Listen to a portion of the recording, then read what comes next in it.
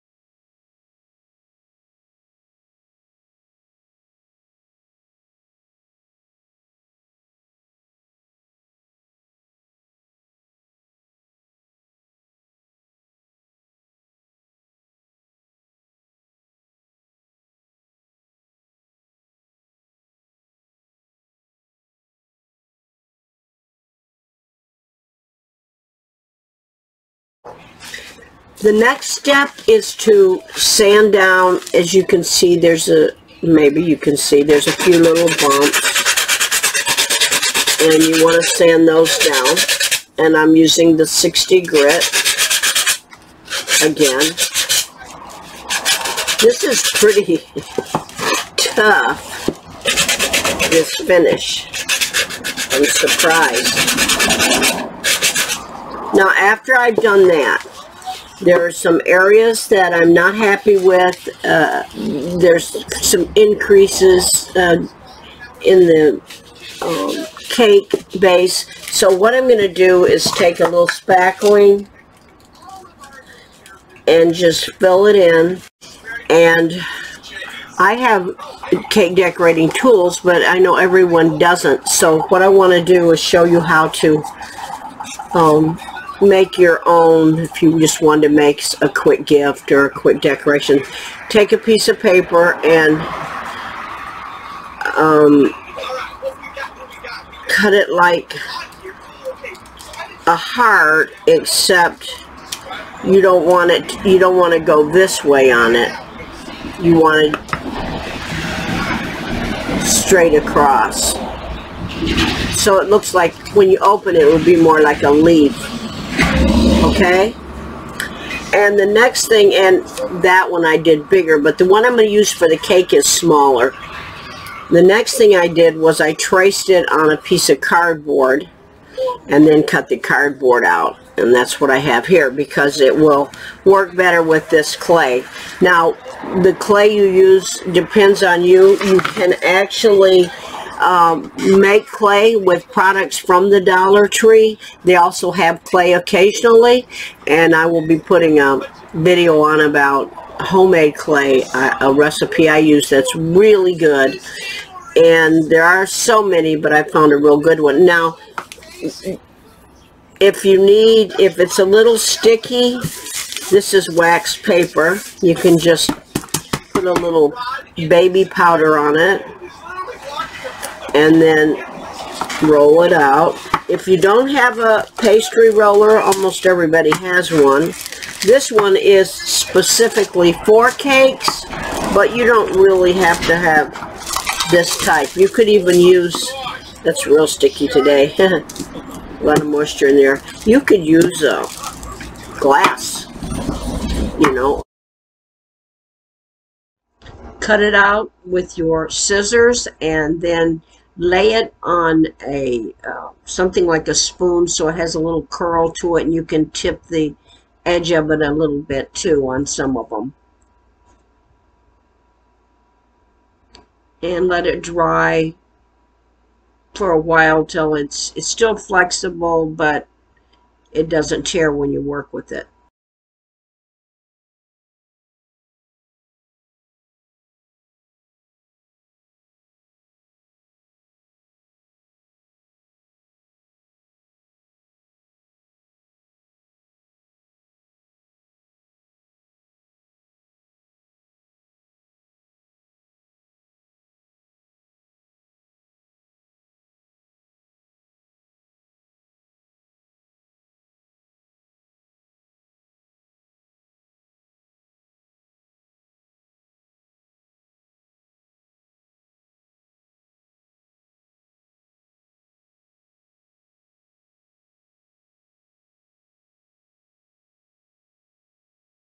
I'm going to take one of these petals and I'm going to make it the center, smoothing down the edges a little bit, and then roll it in.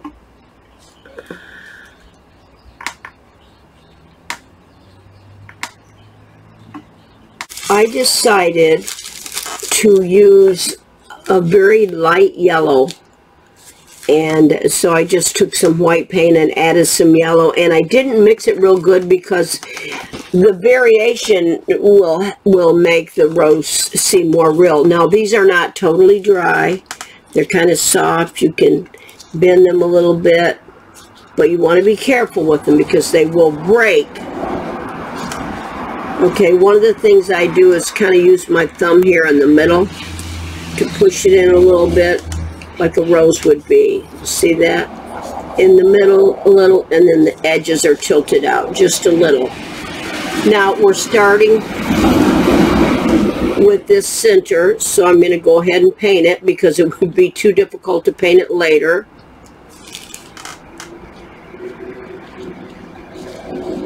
And let it dry. Make sure I get down inside. Okay. And the roses that are going to be in the middle, I'm going to go ahead and paint those.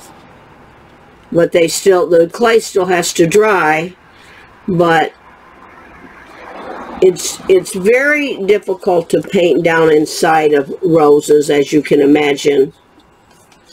So I think this is the best way to do it.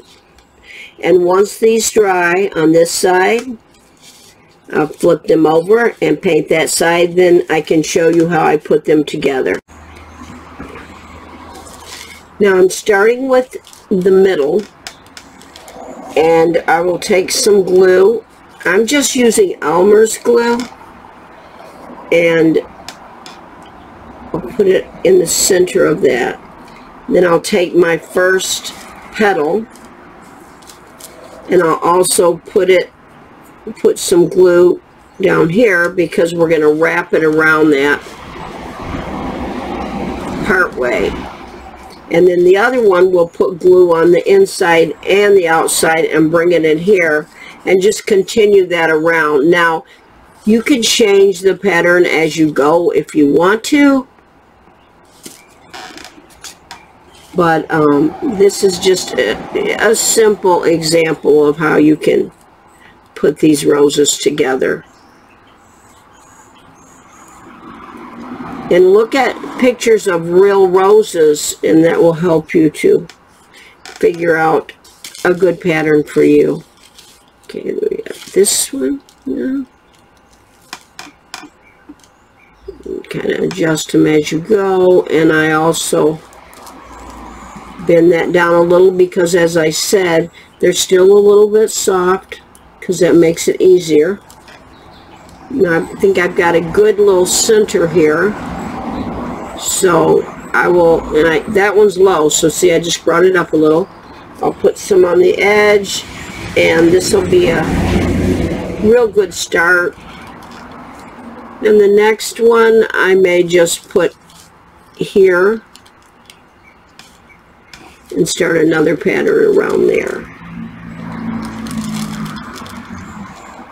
And as they fan out, as you grow them, you can bend them a little more. See? Once you get this together, just lay it on something like this so it can tilt a little bit. Okay, the center is pretty dry. Not totally, but... And I have these pieces ready to go on now. So I do it in sections myself, you know. And sometimes I'll kind of, you know, arrange it to see how it's going to look. Like that. But I glue them one at a time on.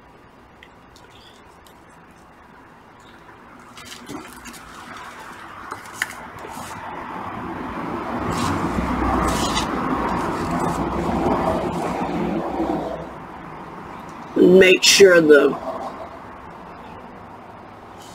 these are kind of in alignment. You wouldn't want this one really high, you know. That was exaggerating, but so you get the point. And then you're folding into as you go around.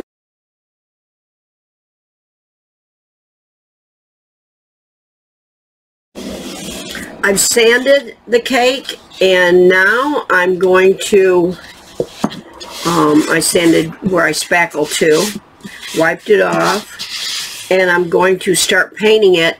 I did add a little bit of cornstarch into the paint. This is white paint with a touch of yellow. And I added a little cornstarch to make it a little thicker like cake mix. So this is an experiment. We'll see how it goes. And I'm thinking about maybe ombre, but I'm not sure if I'm going to do that or not. But I'm going to get this top painted. I did decide to make an ombre cake, and I love the way it turned out. This would be a great decoration for a ladies' meeting. Ladies could get together and make them. It would be a lot of fun. It could be a good door prize. Also for a baby shower, or if you just wanted one for a china cabinet or in your dining room somewhere.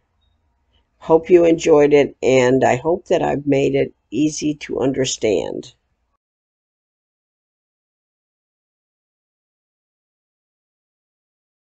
After you have placed a fair amount of fake frosting on the cake, take a putty knife, or if you have a wide cake spreader, and smooth the edges. If you have a Lazy Susan of any type, put it on there, and you can kind of turn it. It helps a little, but you can do it without the Lazy Susan. It just makes it a little easier.